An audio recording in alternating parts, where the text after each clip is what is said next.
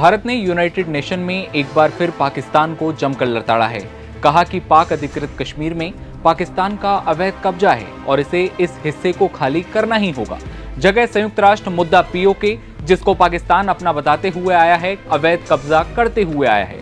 लेकिन अब बड़ा सवाल ये कि मुद्दा एक बार फिर क्यों गरमाया। चलिए समझने की कोशिश करते हैं क्या है पूरा मामला। नमस्ते, मेरा नाम दिव्यांशु। शुरू कर चुके हैं एनबीटी ऑनलाइन। संयुक्त राष्ट्र में पाकिस्तान ने बार बार जम्मू कश्मीर का जिक्र किया। जिक्र करने का मतलब कश्मीर को अपना बताने की कोशिश, लेकिन चुप कब तक रहा जा सकता था। पाकिस्तान के इस तरह के रवैये पर भारत ने उसे कड़ी फटकार लगाई और कहा कि बार बार भारतीय केंद्र शासित राज्य का जिक्र करना बिल्कुल ठीक नहीं है।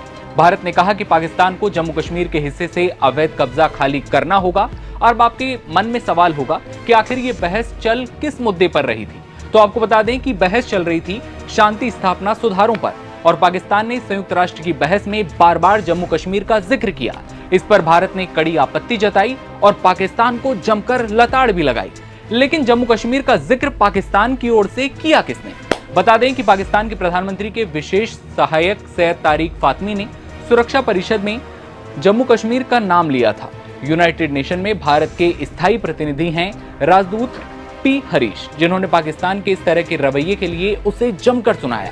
हरीश ने कहा कि पाकिस्तान हमेशा जम्मू कश्मीर को लेकर झूठ बोलता रहा है। जम्मू कश्मीर भारत का अभिन्न अंग था, है और हमेशा रहेगा। उन्होंने कहा कि जम्मू कश्मीर के कुछ क्षेत्रों पर पाकिस्तान का अवैध रूप से कब्जा है और उसे तुरंत इन इलाकों को, क्षेत्रों को खाली करना होगा। भारत ने यह भी कहा था कि पाकिस्तान आतंकवादियों को समर्थन देना बंद करे। ये बहस इसलिए बढ़ी क्योंकि पाकिस्तान के प्रतिनिधि ने संयुक्त राष्ट्र में जम्मू और कश्मीर के खिलाफ एक कमेंट किया। इसके जवाब में भारत के स्थायी प्रतिनिधि राजदूत पी हरीश ने कड़ा रुख अपनाया। उन्होंने कहा कि इस तरह की बातें बार बार दोहराने से ना तो अवैध दावे प्रमाणित होते हैं और ना ही सीमा पार आतंकवाद को उचित ठहराया जा सकता है। आगे क्या कह रहे हैं, आइए आपको सुनवाते हैं। India is compelled to note that the delegate of Pakistan has yet again resorted to unwarranted remarks on the Indian Union territory of Jammu and Kashmir. Such repeated references neither validate their illegal claims nor justify their state-sponsored cross-border terrorism. Jammu and Kashmir was, is, and will always be an integral part of India. We would advise Pakistan not to try to divert the attention of this forum to drive their parochial and divisive agenda. We gather today at a pivotal moment for UN peacekeeping, an institution that has served as a beacon of hope and stability, and hence it is imperative that we reflect on the lessons of our past and adapt our strategies to meet the challenges of the present and future. At the same time, it's important to underline that any re-evaluation and remodeling of the peacekeeping infrastructure must be rooted in consensus.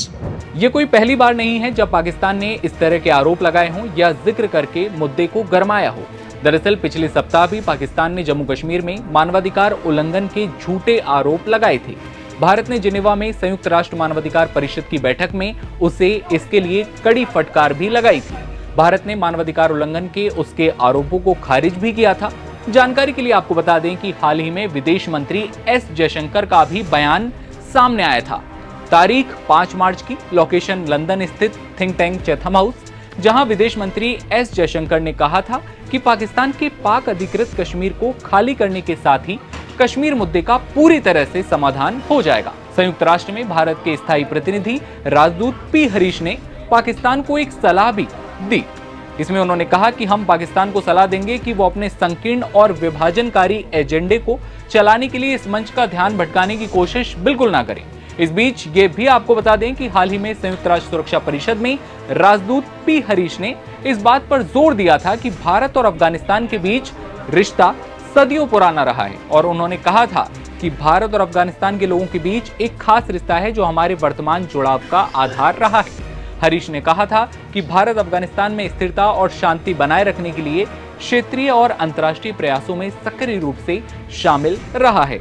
ऐसे में अफगानिस्तान के बारे में भी जिक्र किया और साथ ही पाकिस्तान को कड़ी फटकार लगाते हुए पीओके के लिए भारत ने अपना जो मत है वो साफ तौर पर स्पष्ट कर दिया है। ऐसे में खबर पर आपकी क्या राय है, कमेंट सेक्शन में बताइए और देश दुनिया की तमाम खबरों के लिए आप बने रहिए एनबीटी ऑनलाइन के साथ। नमस्कार।